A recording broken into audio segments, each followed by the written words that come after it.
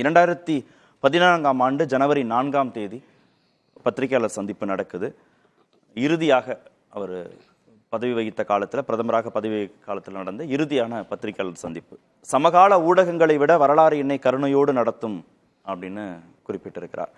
இந்திய நாட்டுடைய பிரதமராக மன்மோகன் சிங் கலந்து கொண்ட கடைசி பத்திரிகையாளர் சந்திப்பு. நான் பலவீனமாக பிரதமராக இருந்தேன் அப்படிங்கிறத நான் நம்பலை, எதிர்கட்சிகளும் ஊடகங்கள் வேண்டுமானால் அதை நம்பிக்கொள்ளலாம் அப்படின்னு அவர் சொல்றார்.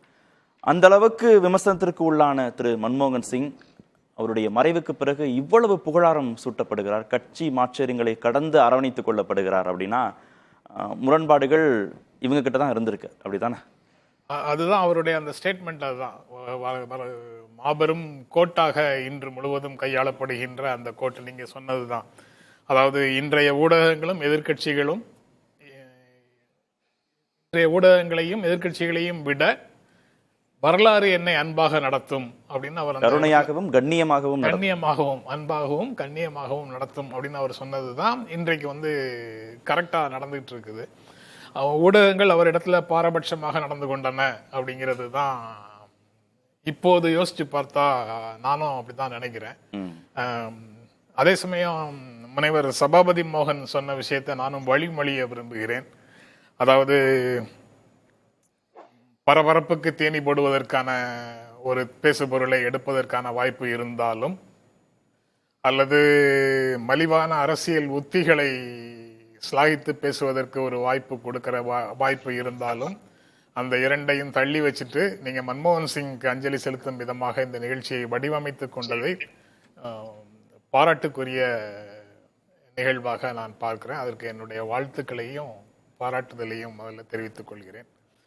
நீங்க சொன்ன மாதிரி அவர் பலவீனமான பிரதமர் இல்லை, உண்மையில் வலிமையான பிரதமர் அப்படின்னு நான் நினைக்கிறேன். ஏன்னா வலிமைக்கு இப்போது இலக்கணங்கள் மாறி இருக்கின்றன.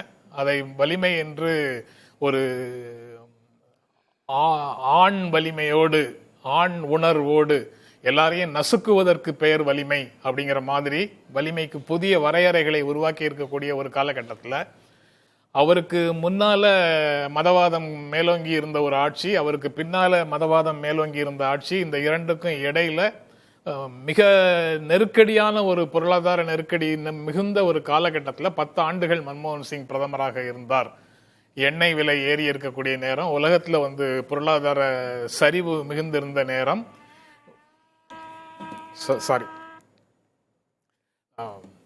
சரிந்திருந்த நேரம், பொருளாதார சரிவு இருந்த நேரம்,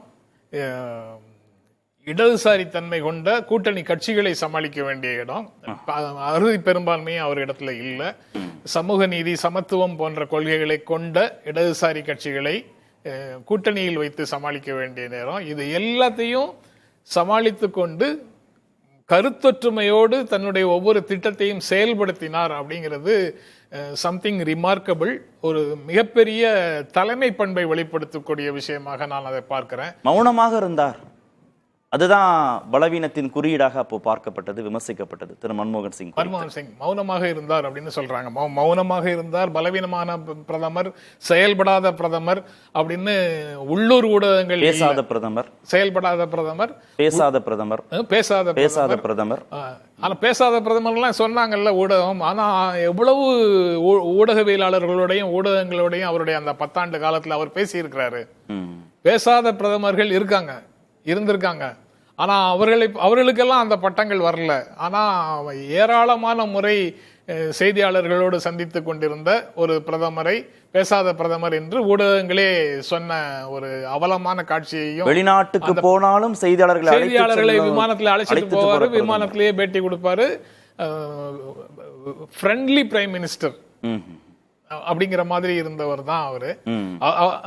விவாதங்களுக்கும் விமர்சனங்களுக்கும் அப்பாற்பட்டவர் அப்படின்னு நான் நினைக்கல. அவருடைய செய்கைகள் ஆய்வுக்கு உட்படுத்த வேண்டிய நடவடிக்கைகள் இருக்கு. இந்தியாவுக்கு எந்த விதமான நன்மையை 1-2-3 அக்ரிமெண்ட் வித் USA கொண்டு வந்தது அப்படிங்கிறது ஒரு விவாதத்துக்குரிய விஷயம்.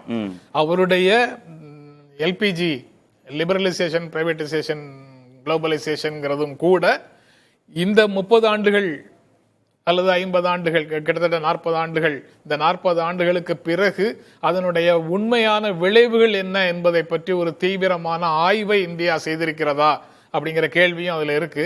ஆனா இந்த மாதிரி இதுல உண்டான ஒரு பக்க விளைவுகளால் சாதாரண மக்கள் பாதிக்கப்படக்கூடாது அப்படிங்கிற உணர்வோட தான் அவருடைய சீர்திருத்தங்கள் 2004 91 96 அவர் செய்த சீர்திருத்தம். அவருடைய நோக்கம் வேறானதாக இருக்குன்னு புரிஞ்சுக்கணும்ன்றீங்களா? இல்ல 91 96 அவருடைய சீர்திருத்தங்கள் என்பது வேற, அது வேறு வகையான நிலைமையை போச்சு. 2004 பிறகு அவர் செயல்படுத்திய சீர்திருத்தங்கள் மனித முகத்தோடு கூடிய, மனித தன்மையோடு கூடிய சீர்திருத்தங்கள் அப்படின்னு காங்கிரஸ் கட்சி புதிய பார்வையோடு அந்த சீர்திருத்தங்களை அணுக தொடங்கிய பீரியடு. அதை அவர் இந்த சமூக நீதி, சமத்துவம் போன்ற கொள்கைகளை கொண்டிருக்கக்கூடிய கட்சிகளோடு சேர்ந்து ஒரு கூட்டணியில செயல்படுத்தும் போது அவருக்கு பெரிய அளவுல அதுல சிக்கல் இல்ல. வளர்ச்சினாவே இந்த மனித முகத்தோடு கூடிய வளர்ச்சின்னு தானே நம்ம புரிஞ்சுக்கணும். அது ஏன் மன்மோகன் சிங்கிற்கான தனித்த அடையாளமாக நாம புரிந்து கொள்ளணும்னு சொல்றீங்கல்ல, ஆனா அப்படி இல்ல. வளர்ச்சிங்கிறது இல்ல. அப்படி வளர்ச்சி என்பது பெருநிறுவனங்களுடைய வளர்ச்சியை மட்டுமே வளர்ச்சி அப்படின்னு சொல்றதாக இருந்தது. சஸ்டைனபிள் குரோத்தை பற்றி கவலைப்படாத, ஜிடிபி என்ற ஒற்றை பார்வையோடு பெருநிறுவனங்களுடைய உற்பத்தி வளர்ச்சியை மட்டுமே நோக்கமாக கொண்ட, வளர்ச்சியை முன்னிறுத்தி கொண்டிருந்த பொருளாதார வல்லுநர்களை கொண்ட பீரியடு. அந்த பீரியட்ல இவங்க தான் அதை மாற்றி அமைக்க முயற்சிக்கிறார்கள். ஆனா மிக்சட் எக்கானமி, கலப்பு பொருளாதாரம் நேரு காலத்தையும், தேச உடைமை அல்லது அரசுடைமைங்கிற இந்திரா காந்தியினுடைய ப்ரோக்ரசிவான ஒரு பீரியடையும் கடந்து இவர் இன்னொரு திசைக்கு இந்தியாவை கொண்டு செல்கிறார்ங்கிறது அதுக்குள்ள இருக்கு. அது சரிதானா? இவர் கொண்டு சென்ற அதே நிலையில எல்லாரும் கொண்டு செல்கிறார்களா, அல்லது இவர் இன்றைய இந்திய பொருளாதாரத்தை வடிவமைத்ததுல மிக முக்கியமான பங்களிப்பை கொடுத்த, முதன்மையான பங்களிப்பை கொடுத்த மன்மோகன் சிங் எடுத்த நடவடிக்கைகள் இன்று எவ்வாறு செயல்படுத்தப்படுகிறது, அந்த அடித்தளத்தின் மீது நின்றுதான் என்று செயல்படுத்துகிறார்கள். ஆனா இன்று எவ்வளவு வேகமாக அந்த மனித முகம் இல்லாத சூழல்ல சாதாரண மக்களை அல்லலுக்கு உள்ளாக்குகின்ற ஒரு சூழல்ல சீர்திருத்தங்களை மட்டும் செயல்படுத்தக்கூடிய, ஒரு செக் இல்லாத, பேலன்ஸ் இல்லாத ஒரு நிலைக்கு போவதற்கு அவருடைய முயற்சிகள் ஏதேனும் காரணமாக இருந்திருக்கிறதா போன்ற ஆய்வுகளும் தேவையாக இருக்கக்கூடிய ஒரு பீரியடு. அது தவிர அவரை பொருளாதார வல்லுநர்னு மட்டும் பார்க்கிறது சரியா இருக்காது. அவரு பாலிட்டி அண்ட் கவர்னன்ஸுக்கும் அவர் ரொம்ப முக்கியமான பங்களிப்பை கொடுத்திருக்கிறார்னு நான் நினைக்கிறேன். அதுல நல்லாட்சி, ஊழலிட்ட ஆட்சி போன்ற விஷயங்களுக்காக அவர் ரொம்ப ரொம்ப கஷ்டப்பட்டிருக்கிறாரு. வெளிப்படைத்தன்மையை உறுதி செய்வதற்காகத்தான் அந்த தகவல் அறியும் உரிமை சட்டம், லோக்பால் சட்டம், தகவல் உரிமை சட்டம் எல்லாம் அவரால் கொண்டு வரப்பட்டது. Chief vigilance commissioner, central information commissioner, இந்த மாதிரியான நிறுவனங்களை வலிமைப்படுத்துகின்ற வேலையை, இந்த நிறுவனங்கள், ஜனநாயக நிறுவனங்கள் என்று அழைக்கப்படுகின்ற நிறுவனங்களை செயல்பட தூண்டும் விதத்துல அவருடைய ஆட்சி காலம் இருந்தது. இவங்க தான் வாட்ச் டாக். இந்த அமைப்புகளுடைய பேர்லாம் அடுத்த 10 ஆண்டுகள்ல நம்ம கேள்விப்படவே இல்லை அப்படிங்கறதையும் சேர்த்து பார்க்கும்போது, அப்போது அவருடைய அந்த நடவடிக்கைகளையும் கூட ஊடகவியலாளராக நான் விமர்சித்திருக்க கூடும், நம்ம தொலைக்காட்சி விமர்சித்திருக்க கூடும்.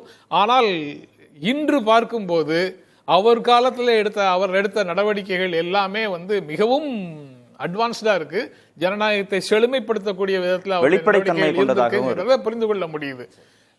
அதே சமயம் அந்த சீர்திருத்தங்களினுடைய பக்க விளைவுகள் என்ன விளைவுகளை ஏற்படுத்தி, ஆய்வுக்குரிய